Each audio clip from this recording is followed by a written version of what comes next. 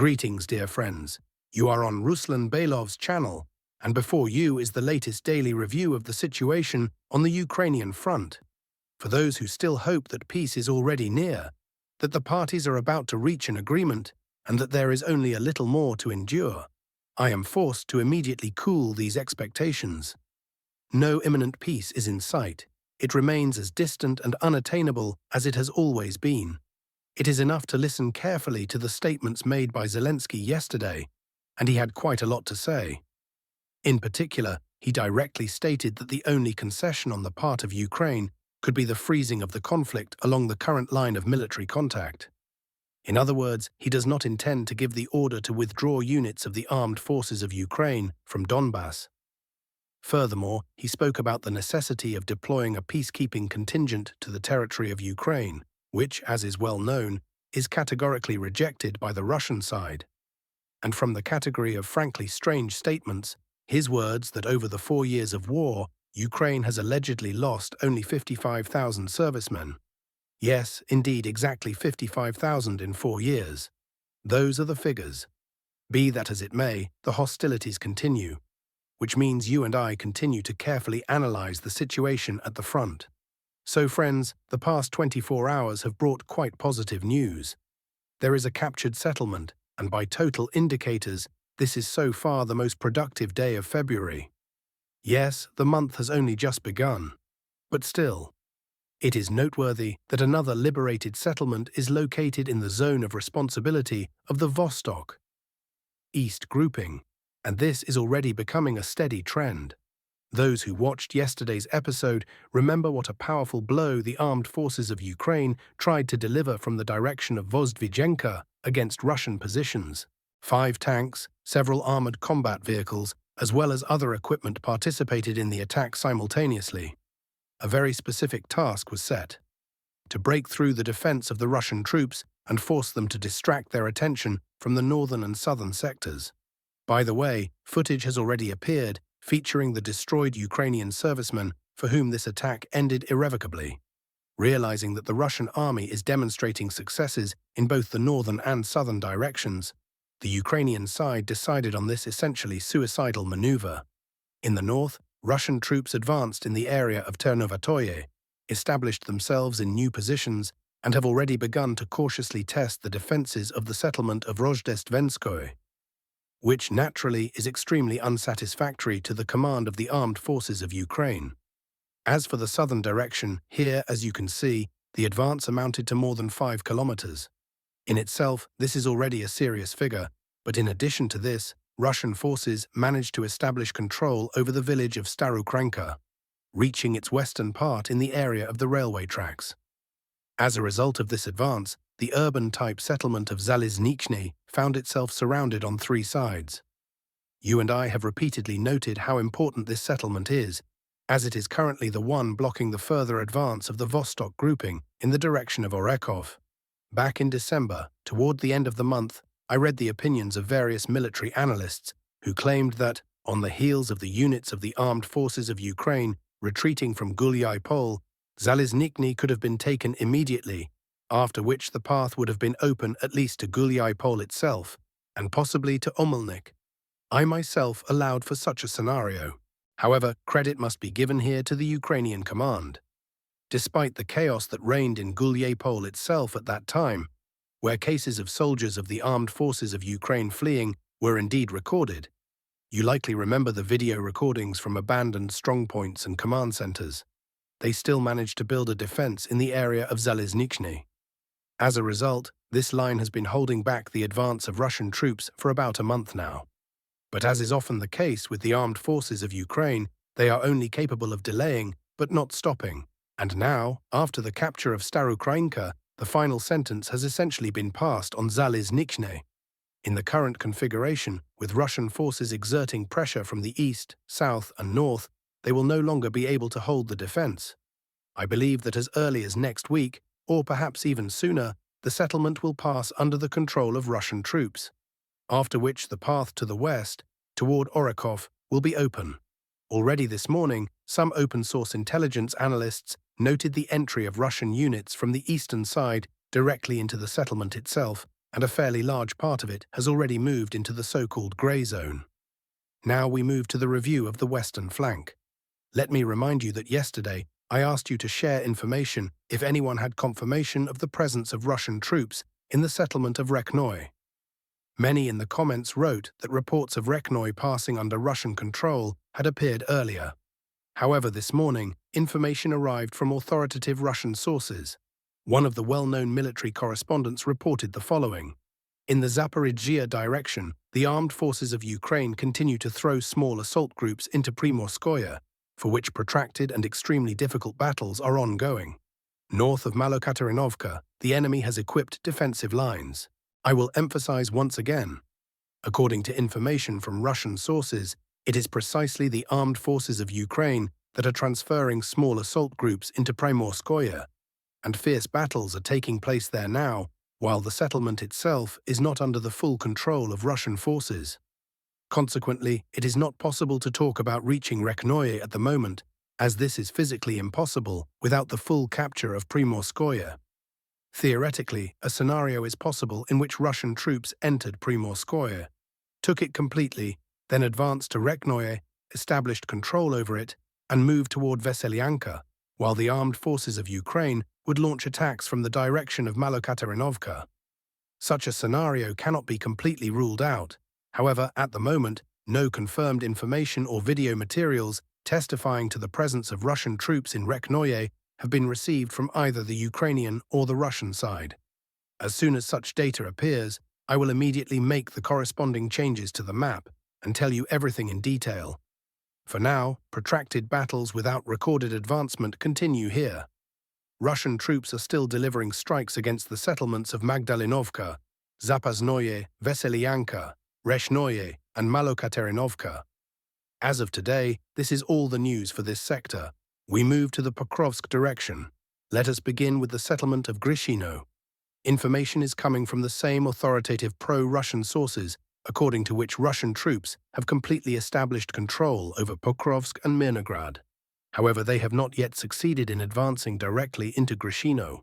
It is possible that at this moment the Russian army is engaged in the accumulation of personnel, ammunition, and material resources, deliberately not forcing the advance within the settlement itself, keeping the defense of the armed forces of Ukraine in constant tension but not moving to active operations.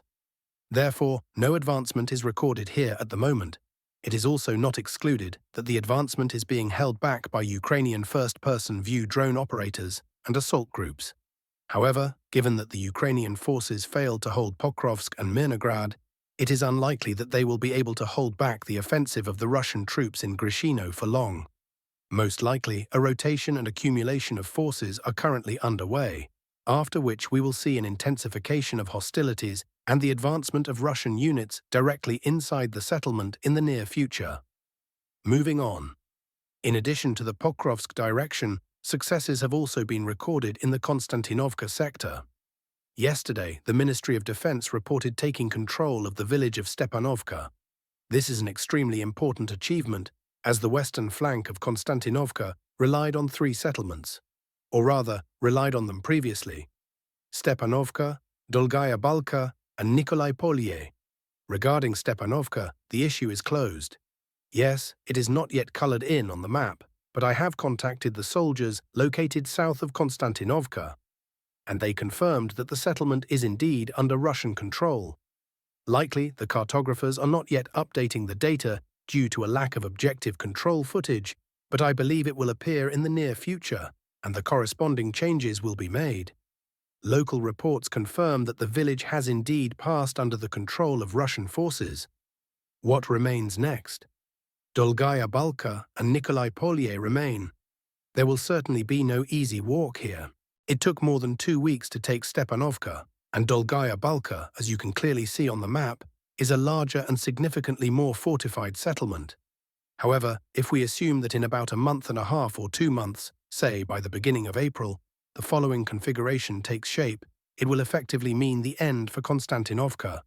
From the eastern outskirts of Dolgaya Balka, Russian troops will be able to enter and gradually seep into the northern outskirts of Konstantinovka, and from the direction of Nikolai Polye, they will be able to exit toward Alexeyevo-Druzhkovka. At the same time, Russian first-person view drone operators will be able to take control of the supply route for the entire grouping of the armed forces of Ukraine without much difficulty, and that always means an inevitable finale. Thus, the logistics from Druzhkovka to Konstantinovka will be completely cut off, and this is essentially the only supply artery for the city. If such a scenario is realized, the garrison of the armed forces of Ukraine will find itself on the brink of total encirclement and could lose control of the city as early as the beginning of summer. These are the serious problems that are currently beginning to form for the armed forces of Ukraine in this sector of the front. However, the problems for the Ukrainian side do not end there. A serious deterioration of the situation is also observed in the Rylexandrivka direction. Over the past 24 hours, Russian units managed to advance from the recently occupied settlement of Zakotnoye in a southern direction by approximately 1 kilometer and 800 meters. At the same time, the key point is that the advance was carried out precisely along the dominating heights. The terrain here in many ways resembles the Belogorovka direction, naturally in a simpler form, as it cannot be compared with the scale of the Belogorovka chalk mountains. But chalk quarries are also present here, and it is precisely along these heights that Russian forces are methodically advancing toward the settlement of Kryvyi Luki. And Kryvyi Luki is no longer just another village on the map, but an important junction point on the way to Rylexandrivka. In turn, Rylexandrivka is the actual gateway to the city of Nikolaevka.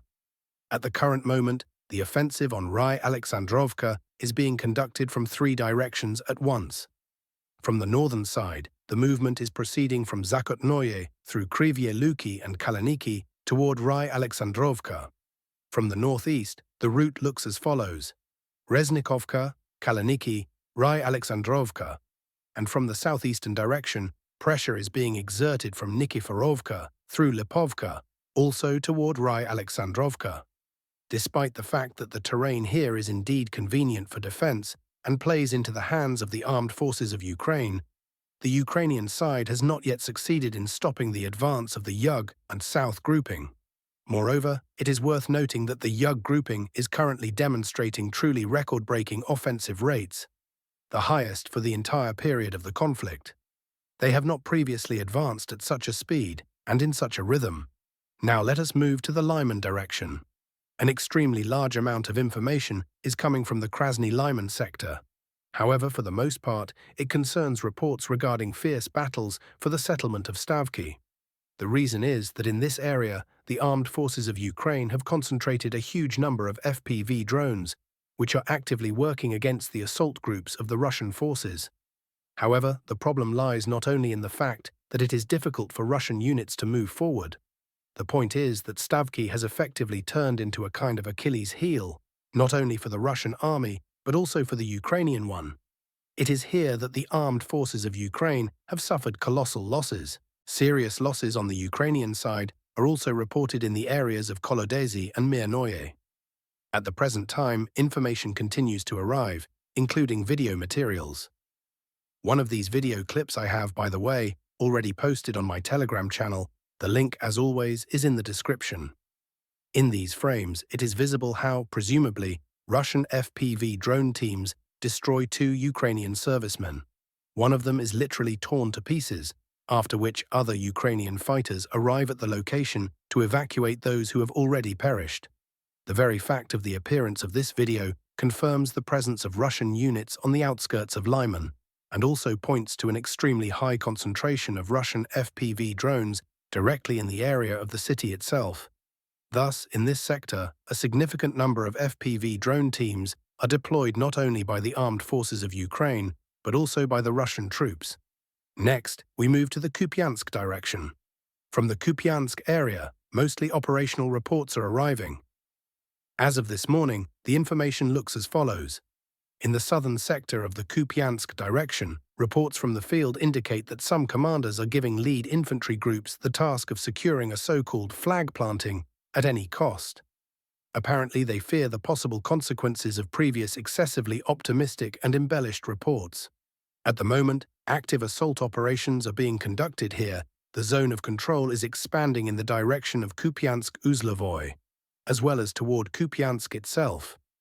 Russian units are attempting to advance into the southern part of the city. In addition, reports are coming in of intense combat operations in the area of Kucharovka and on the western outskirts of Petropavlovka. This is happening despite the fact that quite recently information appeared regarding the complete transition of Petropavlovka under Russian control.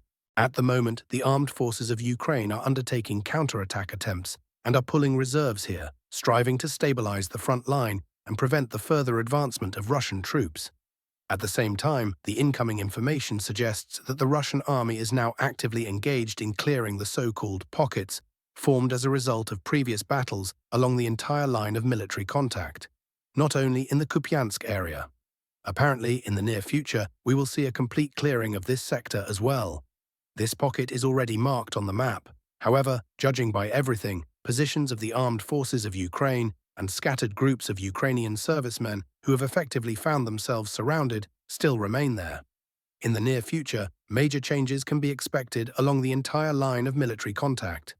At the moment, the situation here looks exactly like this. Now let us move to the Veliki Burluk direction. From there, confirmed information has been received regarding the settlement of Ambanoye. Previously, I already mentioned that Ambanoye, according to preliminary data, had passed under the control of Russian troops. However, at that time, there was no confirmation. Now, as of yesterday, information has arrived that Ambanoye is fully under the control of Russia. Currently, Russian units are exerting pressure in the direction of the settlement of Katny, as well as toward Chugunovka. Nevertheless, at the moment, no recorded advancement has been observed in these sectors yet.